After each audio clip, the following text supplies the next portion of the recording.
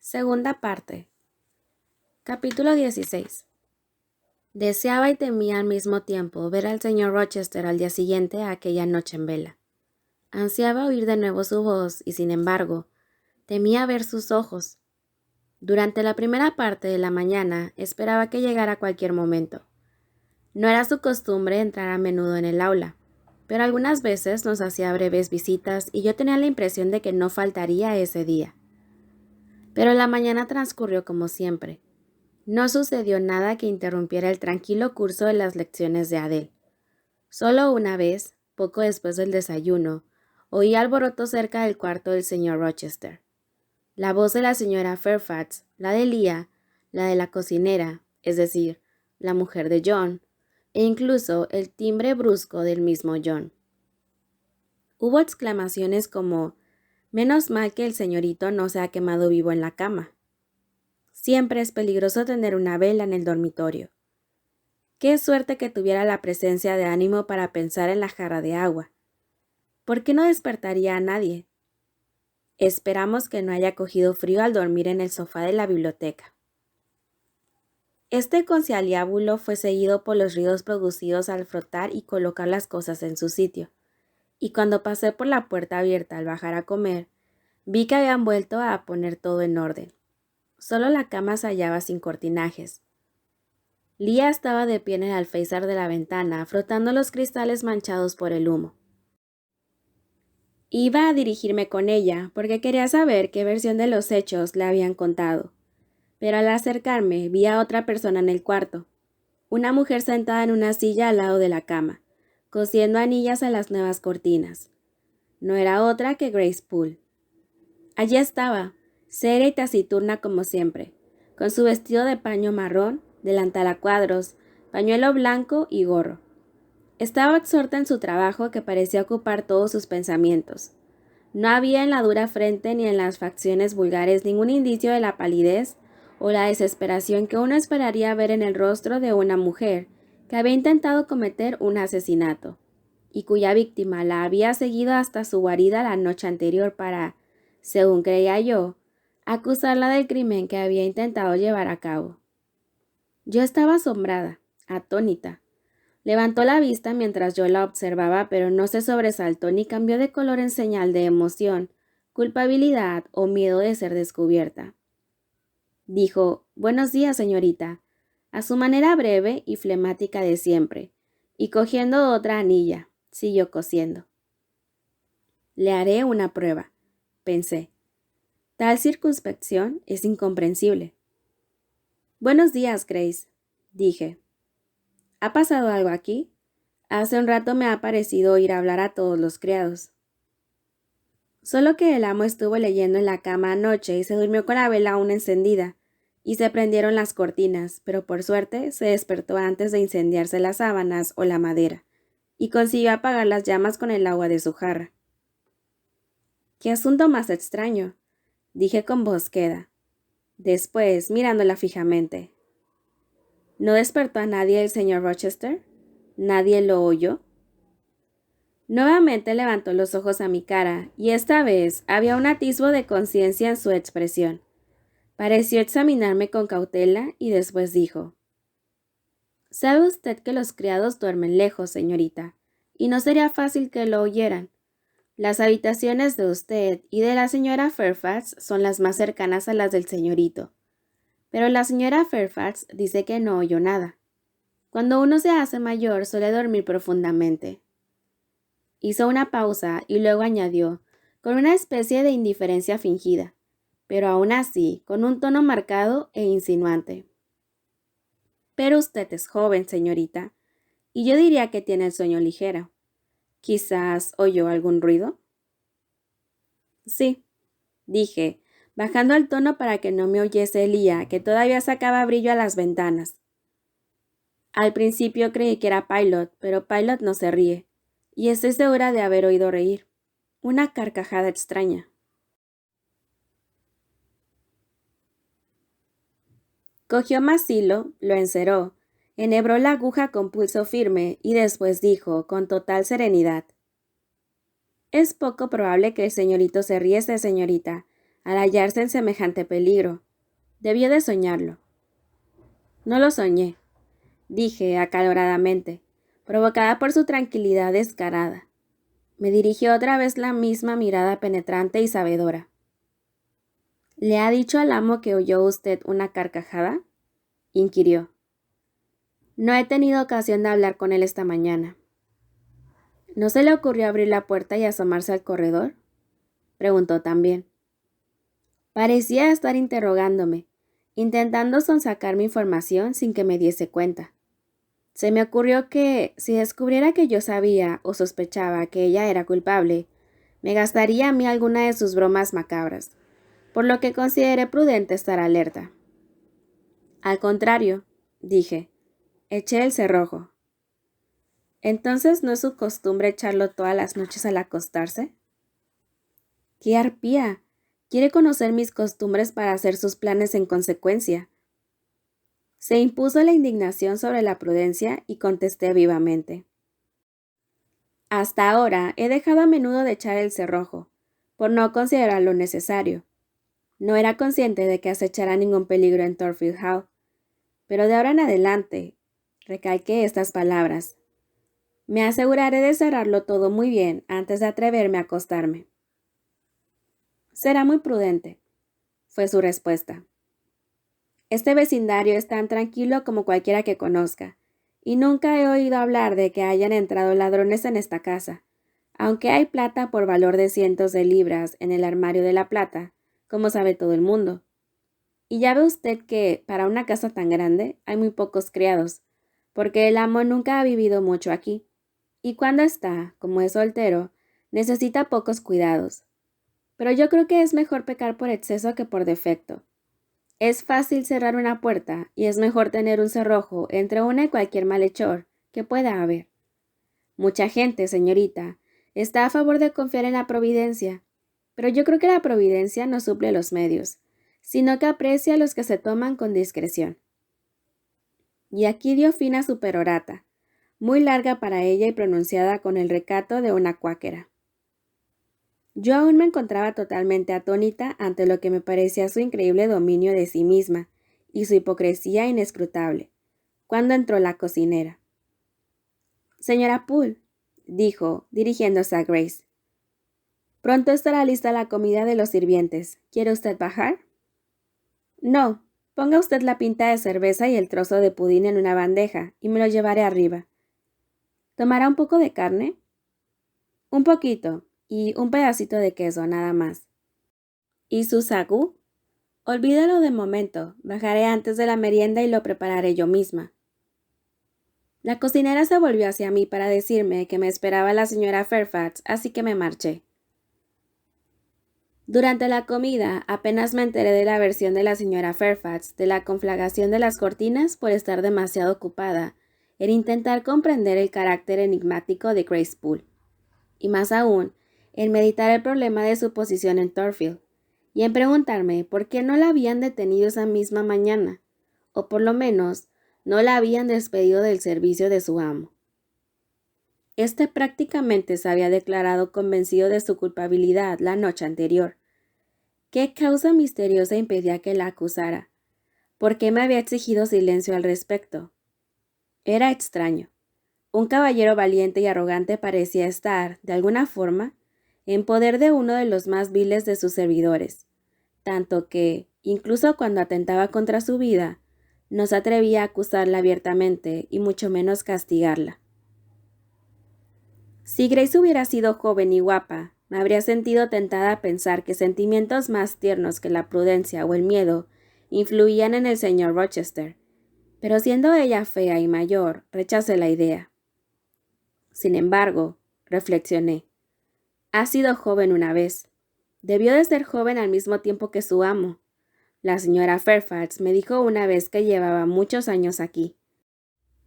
No creo que haya sido bonita jamás, pero por lo que sé, puede que tenga una personalidad singular y una fortaleza de carácter que compensen su falta de atractivos personales. El señor Rochester es amante de lo audaz y lo excéntrico, y Grace, cuando menos, es excéntrica.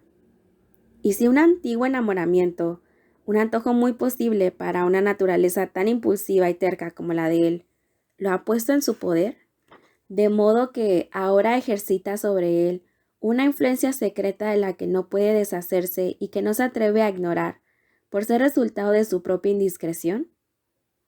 Pero cuando llegué a este punto de mis cavilaciones, se me presentó tan claro a la imaginación el cuerpo cuadrado e informe de la señora Poole y su semblante feo, seco e incluso vasto, que pensé, no, imposible, no puede ser cierta mi suposición. Sin embargo, me sugirió la voz secreta que nos habla dentro de nuestro corazón. Tú tampoco eres hermosa, y quizás le agrades al señor Rochester. En cualquier caso, a menudo has tenido esa impresión. Y anoche, recuerda sus palabras, recuerda su mirada, recuerda su voz. Lo recordaba todo muy bien. Palabras, mirada y tono, que se me representaron vivamente en ese instante. Me encontraba en el aula y Adele estaba dibujando. Me incliné sobre ella y guié su lápiz. Levantó la vista algo sobresaltada. «¿Qué le pasa, señorita?», preguntó en francés. «Le tiemblan los dedos como una hoja y tiene la cara roja como las cerezas». «Tengo calor, Adele, por estar agachada». Ella siguió dibujando y yo seguí pensando. Me apresuré a echar de mi mente la idea odiosa que había albergado respecto a Grace Poole, porque me repugnaba. Me comparé con ella y descubrí que éramos diferentes. Bessie Liven había dicho que yo era toda una señora, y había dicho la verdad. Era una señora. Además, ahora tenía mucho mejor aspecto que cuando me vio Bessie. Tenía mejor color, había engordado, tenía más vida, estaba más animada porque tenía esperanzas más optimistas y placeres más intensos. Se acerca la noche, pensé, mirando hacia la ventana. No he oído ni la voz ni los pasos del señor Rochester en la casa hoy, pero confío en verlo esta noche. Temía el encuentro por la mañana, pero ahora lo deseo porque la espera ha durado tanto tiempo sin cumplirse que se ha convertido en impaciencia. Cuando terminó de caer el crepúsculo y Adele me dejó para ir a jugar con Sophie en el cuarto de juegos, lo deseé más intensamente todavía. Estaba alerta para oír el sonido de la campana, para oír llegar a Leah con un recado. A veces imaginaba que oía los pasos del señor Rochester mismo, y me volvía hacia la puerta, esperando que se abriera para que entrara. Pero la puerta permaneció cerrada, y solo la oscuridad entraba por la ventana. No obstante, no era tarde. A menudo me mandaba a llamar a las 7 o a las 8, y solo eran las 6. Confiaba en no verme decepcionada del todo, con tantas cosas que tenía que decirle. Quería sacar nuevamente el tema de Grace Poole para ver lo que me respondería. Quería preguntarle directamente si realmente creía que había sido ella la autora del espantoso atentado de la noche anterior. Y de ser así, ¿por qué mantenía en secreto su maldad? Me importaba poco que lo fuera a irritar mi curiosidad. Conocía el placer de molestarlo para luego consolarlo. Era lo que más me deleitaba, y un instinto certero evitaba que me propasara. Nunca me atrevía a traspasar los límites de la provocación, pero me gustaba ejercer mis habilidades en esos mismos límites. Guardando todas las pequeñas formas de respeto y toda la propiedad de mi puesto, podía enfrentarme a él en la discusión sin miedos ni cortapisas. Así nos complacía a ambos. Al fin, crujió un paso en la escalera y apareció Leah, pero solo para anunciar que la merienda estaba servida en el cuarto de la señora Fairfax. Allí me dirigí contenta, por lo menos de ir al piso de abajo, porque así, pensaba, me acercaba más a la presencia del señor Rochester. «Debe de tener ganas de merendar», dijo la buena señora cuando me reuní con ella. «¿Ha comido tan poco a la hora de almorzar? Me temo», continuó, «que no está usted muy bien hoy, parece acalorada y febril». «Oh, estoy muy bien, jamás me he sentido mejor». «Entonces debe demostrarlo con un buen apetito. ¿Quiere llenar la tetera mientras acabo esta aguja?». Cuando completó dicha tarea, se levantó para bajar la persiana que antes había mantenido alzada. Supongo que para aprovechar al máximo la luz de día, aunque el crepúsculo daba paso rápidamente a la oscuridad total. Hace buena noche, dijo, mirando a través del cristal, y aunque no lucen las estrellas, después de todo, el señor Rochester ha tenido un día favorable para su viaje. ¿Viaje? ¿Es que el señor Rochester se ha ido a algún sitio? No sabía que hubiera salido. Pues se marchó inmediatamente después del desayuno. Se ha ido a Lías, a casa del señor Ashton, a unas 10 millas al otro lado de Millcote. Creo que hay un grupo grande reunido allí. Lord Ingram, Sir George Lynn, el coronel Dent y otros. ¿Lo esperan de vuelta esta noche? No, ni mañana tampoco. Es muy probable que se quede una semana o más. Cuando se reúnen estos personajes importantes, se encuentran tan rodeados de elegancia y alegría, tan bien provistos de todo lo agradable y entretenido, que no tienen prisa por separarse. Los caballeros, sobre todo, son muy solicitados en tales ocasiones, y el señor Rochester tiene tantos talentos y es tan alegre en sociedad que, tengo entendido, es todo un favorito. Las señoras la tienen en gran estima, aunque su aspecto no parece una gran recomendación a sus ojos. Pero supongo que sus conocimientos y sus habilidades, y quizás su riqueza y su linaje, compensan cualquier defecto en su apariencia. ¿Hay señoras en Lías? Están la señora Ashton y sus 3 hijas, unas damas muy elegantes. Luego están las honorables Blanche y Mary Ingram, unas mujeres muy hermosas, creo. De hecho, conocí a Blanche hace 6 o 7 años, cuando ella era una joven de 18. Vino aquí a un baile y cena que celebró el señor Rochester. Hubiera debido ver el comedor aquel día, qué ricamente adornado y qué bien iluminado. Pienso que habría unos 50 damas y caballeros, todos de las mejores familias del país, y la señorita Ingram era la más hermosa de todas. ¿Y dice usted que la vio, señora Fairfax? ¿Cómo era? Sí, la vi. Las puertas del comedor estaban abiertas y como era Navidad, a los sirvientes se les permitió reunirse en el vestíbulo para oír cantar y tocar a algunas señoras. El señor Rochester quiso que yo pasara, así que me senté en un rincón discreto y los observé. Jamás he visto una escena más espléndida. Las señoras estaban magníficamente ataviadas y la mayoría, por lo menos la mayoría de las jóvenes, estaban guapas, pero la señorita Ingram era la reina, desde luego. ¿Y cómo era? Alta, bien formada, los hombros torneados, un cuello largo y grácil, la tez olivácea, morena pero transparente, facciones nobles, los ojos algo parecidos a los del señor Rochester, grandes y negros, y tan brillantes como sus joyas, y un cabello maravilloso, muy bien peinado, una corona de gruesas trenzas por detrás y por delante, los rizos más largos y lustrosos que jamás haya visto. Iba vestida de blanco inmaculado y llevaba un fular color ámbar echado sobre el hombro, cruzando el pecho, atado a un lado y cayendo con largos flecos hasta debajo de las rodillas. Llevaba también una flor de color ámbar en el pelo, que contrastaba con la cascada azabache de sus rizos. La admiraron mucho, por supuesto.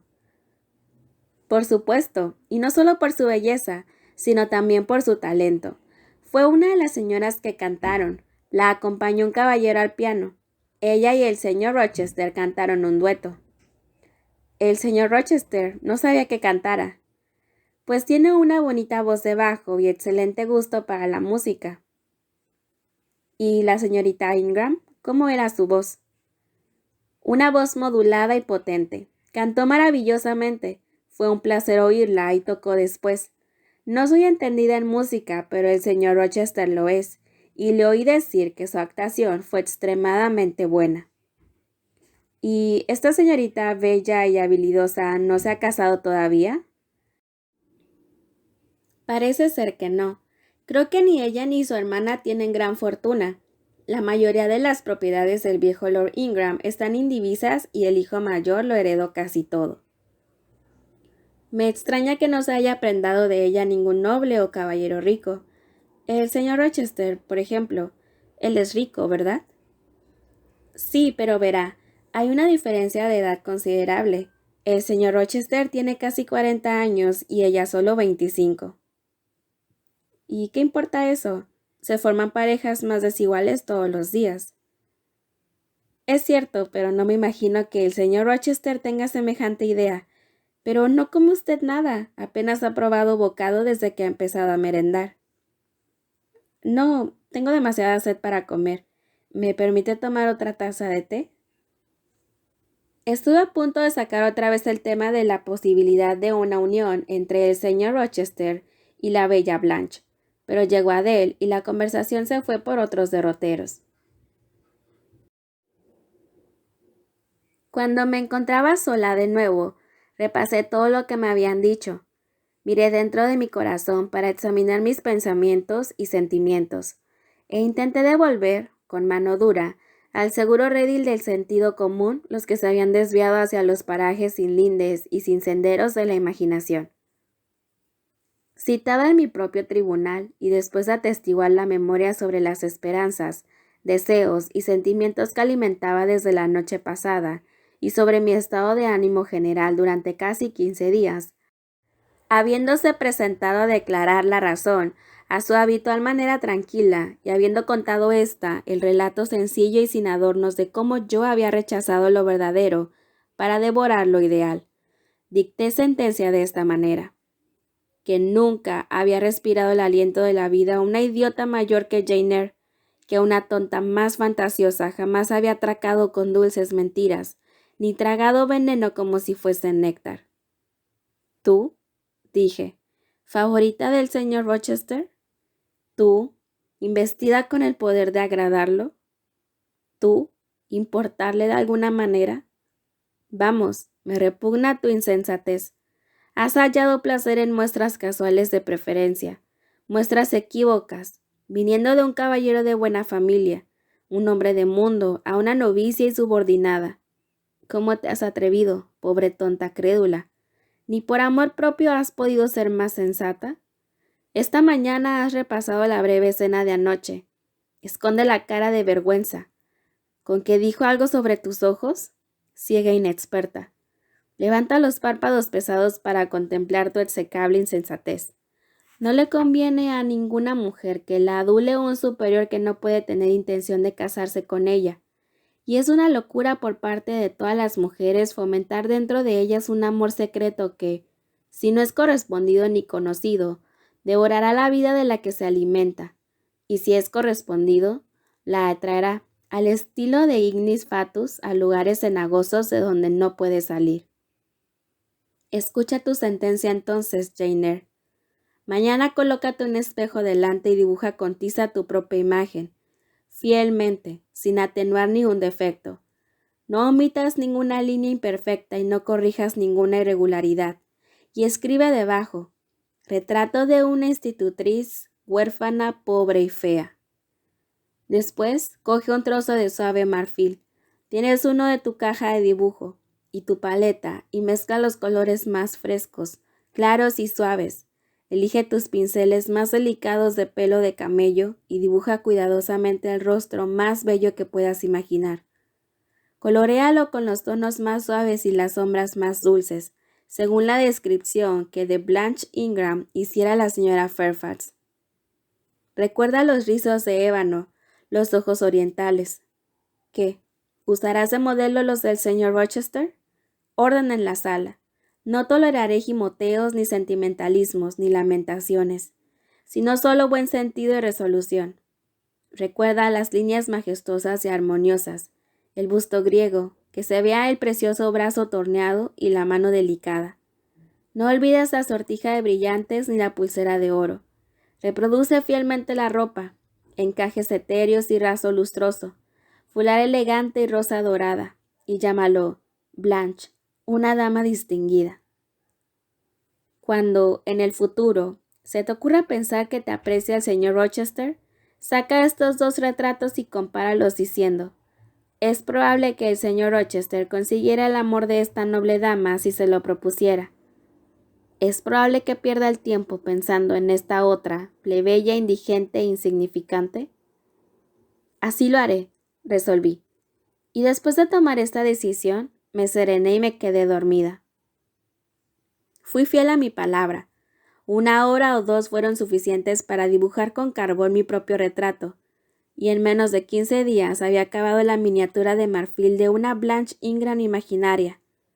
Era una hermosa cara, y cuando la comparé con la cabeza de carbón, el contraste era tan grande como pudiera desear mi autodominio. Me beneficié de la tarea, había mantenido ocupadas mi cabeza y mis manos, y había dado fuerza y firmeza a las impresiones que quería imprimir para siempre en mi corazón. Poco tiempo después tuve ocasión de felicitarme por la tarea de sana disciplina a la que había sometido mis sentimientos. Gracias a ella, pude enfrentarme a los sucesos posteriores con una serenidad que, de no estar preparada, habría sido incapaz siquiera de aparentar externamente.